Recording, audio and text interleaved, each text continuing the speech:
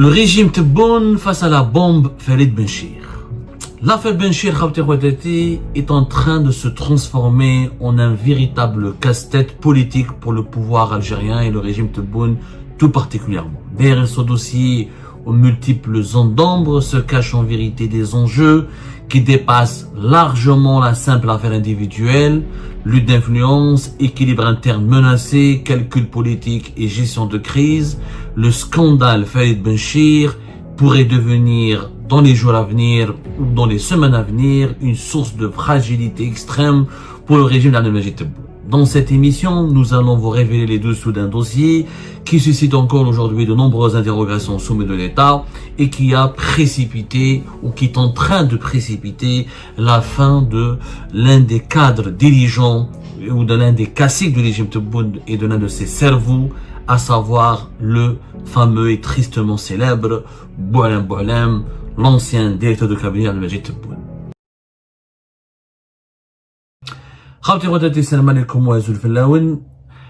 Rappelez-vous, le 26 avril dernier, au tribunal militaire de Blida, devait avoir lieu un procès stratégique. C'est le procès de l'affaire Farid Zindine Benchir, qui était placé en détention depuis octobre 2024.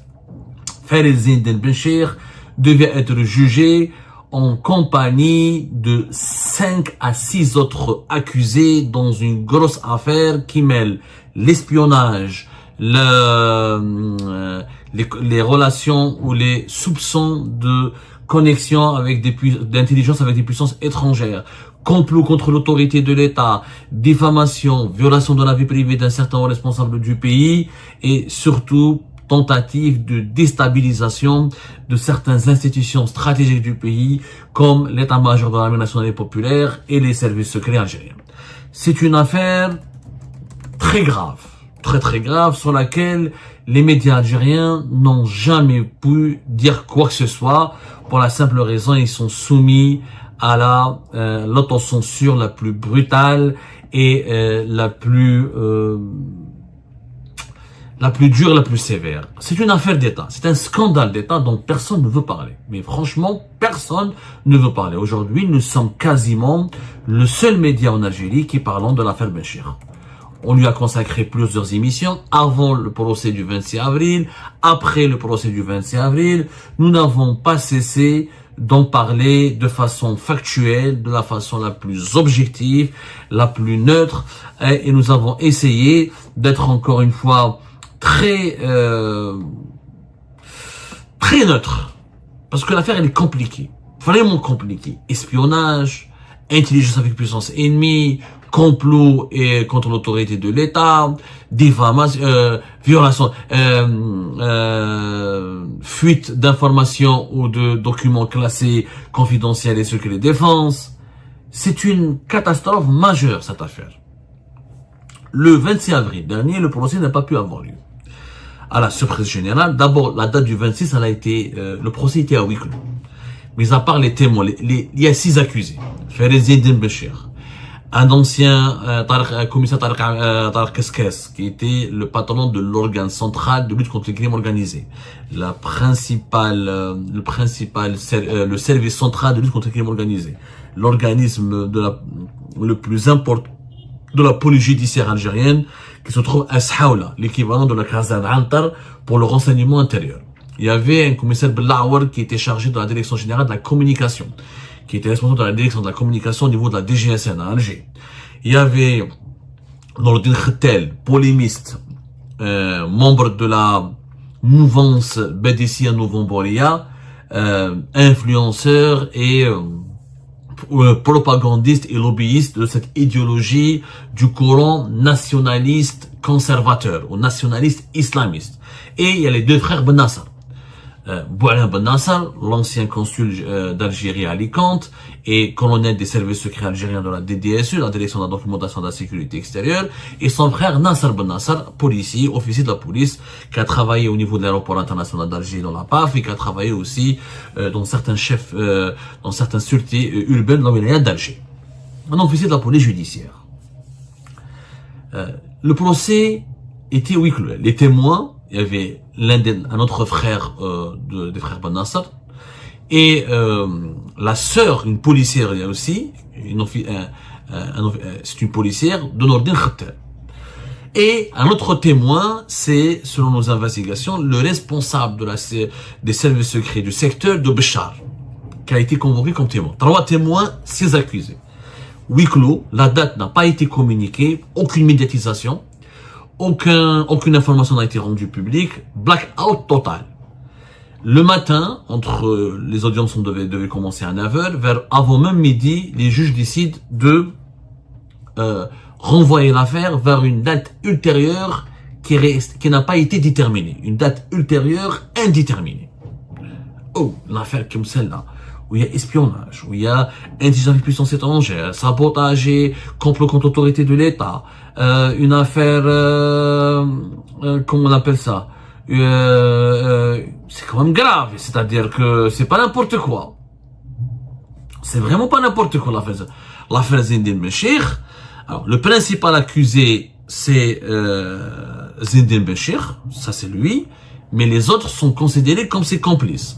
Alors, l'affaire, de façon la plus simple et de la façon la plus pédagogique, on a accusé Farid Zindine Benchir d'avoir utilisé Nordin Khattab à travers celui qui était chargé de la communication, de la direction de la communication au niveau de la DGSN, d'entrer en contact avec les frères Ben Nasser pour obtenir soi-disant ou supposément de la part de Boualem Ben Nasser, via son frère Nasser Ben Nasser, des informations confidentielles et de ce qui se passe au sein des services secrets algériens, notamment au sein de la DDSE, la Direction Générale de la Sécurité Extérieure, qui était dirigée à l'époque par le général Mehdi Djebbar, qui est le concurrent direct et l'adversaire qui était le concurrent direct et l'adversaire direct de Farid Zindine Benchir. Nordin Khattab aurait exploité des données confidentielles et secrètes données par les frères Ben Nasser pour les donner à Farid Zindine Benchir et pour les donner ensuite à des cyberactivistes basés à l'étranger. On a cité Hicham Aboud et MRDZ, comme quoi ils auraient été alimentés par Nordin Khattab pour s'attaquer à des dirigeants du service secret algérien, notamment le colonel Mouad, Nasser Djen, colonel Boulahia, etc. Tous les responsables de 2022, de 2021, 2022 jusqu'à 2023, 24, des services secrets algériens qui étaient encore une fois, positionnés dans une lutte de clans et de rivalité directe avec Farid Zindine Benchir. Voilà l'affaire. De façon assez simpliste, mais simple. Et Farid Zindine Benchir, par la suite, on lui a rajouté d'autres chefs d'inculpation. On a découvert, la justice militaire a confirmé les révélations d'Algérie Part concernant les relations sulfureuses entre Farid Zindine Benchir et des services secrets étrangers. On a découvert, la justice militaire a confirmé que Farid Zindine Benchir avait des relations directes avec un chargé de sécurité au niveau de l'ambassade de France à Alger, qu'il avait des relations directes suspectes avec un ancien ambassadeur de France en poste à Alger et qui transmettait visiblement des informations classées secrètes, classées secret défense ou confidentielles aux autorités françaises. Hadi l'affaire Benchir, globalement, c'est celle-là. Globalement, c'est celle-là. Et c'est très grave. Donc on a eu, la justice militaire a inculpé le patron, l'ancien patron, celui qui était patron de la police algérienne quand même de 2021 jusqu'à pratiquement 2024. Farid Zindine Benchir, je rappelle qu'il était patron de la police algérienne de mars 2022, de mars 2021 jusqu'à janvier 2024. Inculpé d'espionnage. On lui a consacré même un long format et on a expliqué que c'était qu'il a été inculpé pour de très graves accusations. Complot, je répète, c'est important, mais je m'attarde un peu, parce qu'il faut que les Algériens comprennent pourquoi cette affaire elle est grave. C'est la première fois qu'un ancien patron de la police algérienne, et qui siégeait au niveau du Haut Conseil de sécurité nationale, et il se retrouve emprisonné depuis octobre 2024, emprisonné, pour des accusations d'une gravité inédite. On l'accuse non seulement de haut espionnage, de haute trahison et espionnage, complot contre l'autorité de l'État et fuite d'informations vers des cyberactivistes subversifs basés à l'étranger. C'est quand même des accusations qui peuvent valoir la peine de mort, voire la réclusion criminelle à vie. Ce procès, pourquoi n'a pas pu avoir lieu le 26 avril 2026? On va vous le révéler aujourd'hui. Parce que la présidence de la République, on l'a déjà dit auparavant, a exercé de fortes pressions sur le tribunal militaire de Blida, qui a d'ailleurs perdu juste avant le procès, quand par hasard, Fouad Boukhari, le procureur général près de la communauté de Blida, avait été démis de ses fonctions, dans le sillage d'un scandale qui l'implique dans une dispute et dans une prise de tête directe, dans un conflit personnel avec le ministre de la Justice, Ansel Boudjema.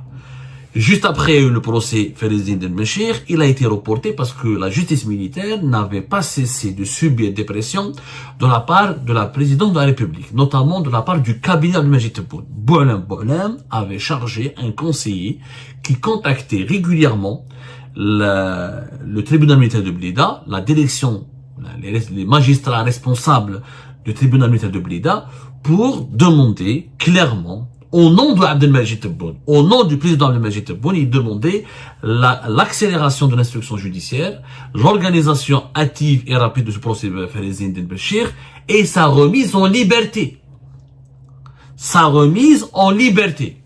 Juste après le report de ce procès, Boualem a été éjecté du pouvoir. Il y a une relation directe. L'une des raisons qui ont poussé Abdelmajid Tebboune à mettre à l'écart Boualem, c'est qu'il a été contraint par l'état-major de l'armée nationale populaire et par Saïd Chengriha, qui lui ont expliqué la gravité de la situation, puisque Boualem, à travers un conseiller dont nous allons donner son nom tout à l'heure, avait fait croire au tribunal militaire de Blida que c'était la présidence, c'était le chef de l'État, Abdelmajid Tebboune, qui souhaitait la libération de Ferezdine Benchir. Une libération que Saïd Chengriha et l'état-major de l'armée nationale populaire n'acceptent toujours pas, ils ne veulent pas accepter, puisqu'il y a des dossiers très accablants contre celui qui apparaît être aujourd'hui un traître à la nation et un espion à la solde de puissances étrangères.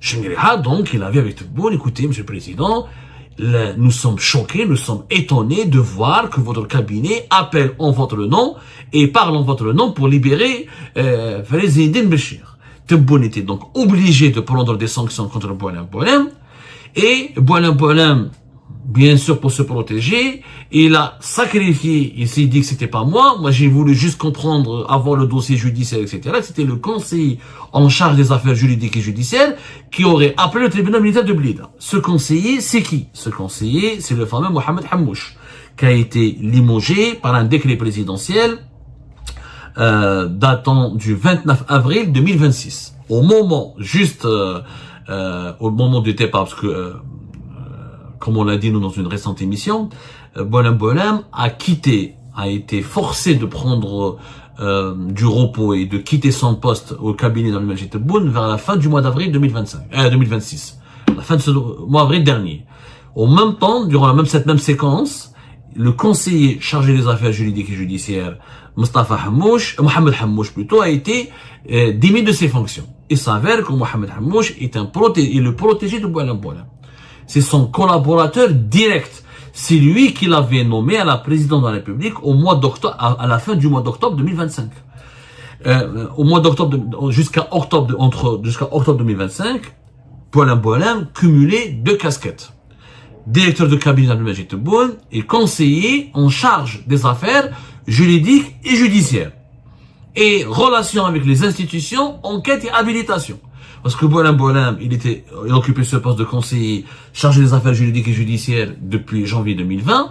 En 2023, en marge d'un nouveau décret présidentiel décidé par Abdelmajid Tebboune, il a élargi les pouvoirs de ses conseillers et son Boualem, il se retrouve non seulement responsable des affaires, des dossiers juridiques et des questions judiciaires, mais il est devenu l'interlocuteur des services de sécurité algériens. Il dirigeait toutes les enquêtes d'habilitation. Les enquêtes d'habilitation, c'est le mécanisme qui est déclenché par les autorités algériennes lorsqu'on doit nommer une personnalité ou nommer un ministre, un secrétaire général, le PDG d'une grosse entreprise étatique. La présidente de la République, avant de prendre sa décision, de valider ou de procéder à la nomination, elle doit demander aux services de sécurité, aux 3 services de sécurité, le renseignement intérieur, la gendarmerie et la police, une enquête d'habilitation. Ça veut dire une enquête qui fouille tout le passé et la vie de la personnalité ou du manager ou du décideur qui s'apprête à être nommé dans un poste clé. Si l'enquête d'habilitation ne détecte aucune anomalie et aucune aucun soupçon d'une quelconque implication dans une affaire louche ou sombre qui pourrait être contraire, qui pourrait générer un conflit d'intérêts ou un risque d'une affaire de corruption ou qui pourrait mettre en danger les intérêts suprêmes de l'État, eh ben, la présidente de la République valide la nomination. Le président de la République en Algérie n'est pas obligé de tenir compte à 100% des conclusions des enquêtes d'habilitation, mais il est obligé de les demander, de les instruire, de les diligenter. Il est demandé de les commander. Et les services de sécurité sont obligés de les remettre à la présidence de la République. Donc, c'était Bolen avait tous ces pouvoirs-là pour se consacrer, pour diminuer la charge de son travail, et il était devenu un véritable monstre parce qu'il était les affaires juridiques et judiciaires, il avait le pouvoir sur les enquêtes d'habilitation, il était directeur de cabinet d'Abdelmajid Tebboune, donc il fallait absolument qu'il se dégage d'une certaine responsabilité, qu'il reprenne, qu'il puisse s'occuper d'une certaine mission parce qu'il avait de super pouvoirs. Et ces super pouvoirs inquiétaient énormément les services de sécurité et l'armée nationale et populaire. Donc, il a ramené un protégé à lui, il a ramené quelqu'un en qui il avait entièrement confiance pour lui donner le poste de conseiller chargé des affaires juridiques et judiciaires, relations avec les institutions, enquête et habilitation. C'est-à-dire même les institutions, toutes les institutions de l'État, les relations entre Abdelmajid Tebboune et toutes les institutions de l'État, ça passait par Bolen. Alors qu'il était directeur de cabinet en même temps. Donc, pour partager un petit peu ses super pouvoirs, il a ramené un certain Mohamed Hammouche. Ce monsieur Hammouche, il a été limogé très rapidement. Alors Hammouche, c'est quelqu'un c'est un ami, plus qu'un ami, c'est un membre imminent du clan de Bolen, c'est le protégé de Bolen. Il est originaire de Mchaya, alors que dans l'Ain Safra, pratiquement la même région. Mohamed Hammouche est un magistrat, comme Bolen. Il a été procureur de la République adjoint à Larouat, à Ghazawad, Bachar, Ramchi, juge d'instruction à Faranda, Tlemcen, et il était anciennement inspecteur général du ministère de la Justice. Donc, Bolen, c'était le pion de Bolen. Aujourd'hui, les partisans de Bolen, ou certains observateurs, ou certains connaisseurs de l'actualité algérienne, ou certaines sources, ou bien introduites au sein du pouvoir, qui essaient de nous faire croire que Bolen n'est pas définitivement mis à l'écart, que son retour il est probable. Ce qui est le cas, encore une fois, Abdelmajid Tebboune, c'est un homme imprévisible. Il est possible qu'il rappelle Bolen. Si Bolen devait revenir rapidement au pouvoir, pourquoi Mohamed Hammouche avait été limogé par Abdelmajid Tebboune? Pourquoi son homme de confiance à la présidente de la République, son propre pion, a été éjecté a été chassé de l'échiquier du pouvoir algérien? C'est qu'il y a une véritable disgrâce. Alors, je dis pour être très précis, Bolen fait l'objet d'une véritable disgrâce, mais ça ne veut pas dire qu'il est définitivement enterré. Il est possible que Tebboune le réhabilite sous une autre forme. En tout cas, la disgrâce, elle est violente et Bolen est en train de connaître aujourd'hui une période très difficile qu'on pourrait qualifier d'une petite traversée de désert qui pourrait durer longtemps. On va voir dans les jours à venir s'il va revenir au pouvoir ou pas. Mais la disgrâce de Bolen s'explique par l'affaire Walid Zine Benchir. Parce que la personne qui contactait la justice militaire régulièrement et qui exerçait des pressions sur les juges du tribunal militaire de Blida dans l'affaire Walid Zine Benchir, c'était Mohamed Hammouche. Et ces pressions ont été interprétées. Clairement, Mohamed Hammouche, il parlait aux juges au nom de Bolen et au nom du président, et il demandait aux juges du tribunal militaire de Blida d'accélérer le jugement, d'en finir avec l'instruction, d'accélérer le jugement pour obtenir la remise en liberté. Pour obtenir la remise en liberté de Walid Zine Benchir. Une posture qui a fortement déplu et exaspéré l'état-major de l'armée nationale et populaire. À partir de ce moment-là, quand Bolen il a voulu sauver le soldat Benchir, il a fini par provoquer sa propre chute. Excusez-moi, mesdames et messieurs, l'histoire est si compliquée, elle me procure des sueurs froides et elle me provoque des états grippaux parce que la complexité de l'actualité algérienne nous rend malade. Elle nous rend malade parce que l'affaire, elle est très grave.